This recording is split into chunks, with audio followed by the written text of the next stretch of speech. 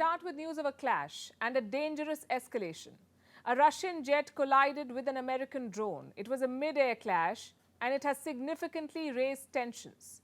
European nations like Poland are considering radical measures. They want to send fighter jets to Ukraine.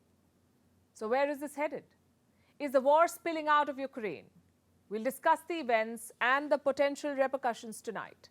First, let's fill you in on what happened yesterday. An American drone was on a routine mission. It was flying over international waters. This is what it looked like. An MQ drone, an MQ-9 drone. It's an unmanned aerial vehicle or UAV. It's versatile and comes in many versions. One of them can carry as many as 16 missiles and conduct precision strikes. But the US military uses this drone mostly to gather intelligence. And yesterday too, the drone was on a reconnaissance mission. It was flying over this area, the Black Sea, international waters west of Crimea. The Black Sea is strategically important. It is Russia's gateway to the world. The US does not want Russia to control this, which is why it conducts such reconnaissance missions regularly. And this happens, like I said, on a regular basis. But this time, the situation got out of hand. The American drone took off from Romania. The US maintains a military presence in this country. 30 minutes into the mission, 2 Russian airplanes showed up. They intercepted the American drone. First, the Russian planes flew in front of the drone. Then they dumped fuel on it, presumably to blind the cameras on the drone.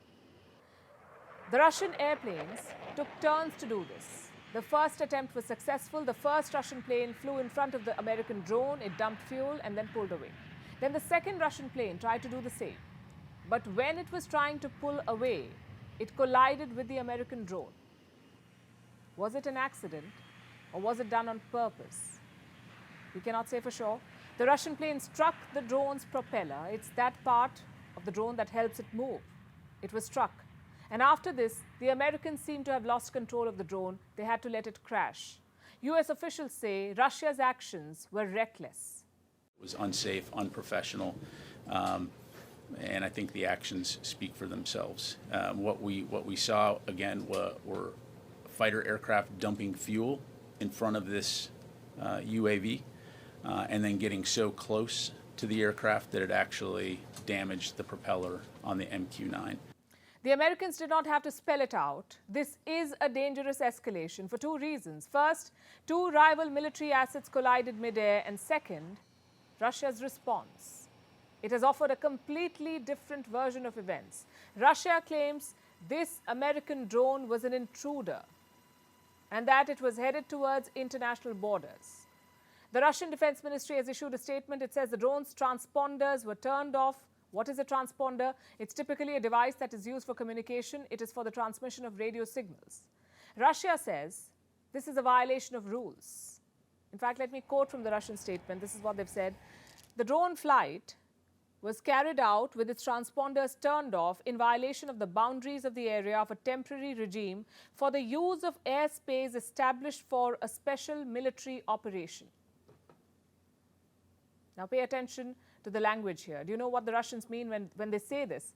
The use of airspace established for a special military operation. It means that Russia is claiming control of this airspace. And it says the Americans intruded. And that the drone incident was basically a US provocation. I want to underline that the Russian pilots acted very professionally. There was no contact, no weapons were used by our fighter jets. This unmanned aircraft performed a sharp turn and collided with the water surface.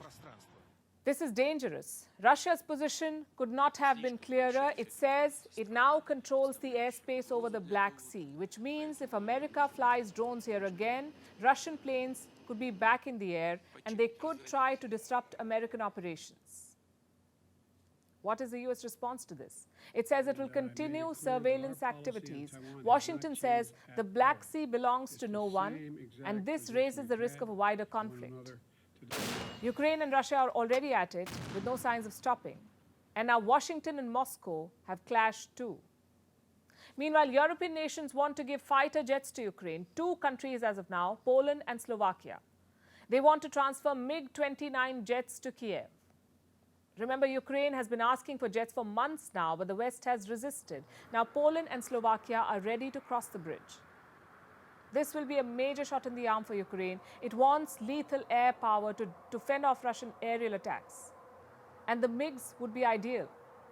Ukrainian pilots already know how to fly these planes, so they could be pressed into the war effort almost immediately. The details are still being worked out, but reports say the transfer could happen in the next 4 to 6 weeks. Is this a done deal then? Will Poland and Slovakia go ahead with this? Last week, Poland said it will transfer the jets, but only within a larger international coalition. It is not yet clear if Warsaw will now do it alone or if it still plans to wait for allies. So far, there is no indication of larger support, but today's events, the clash of an American drone with a Russian jet, could force a rethink.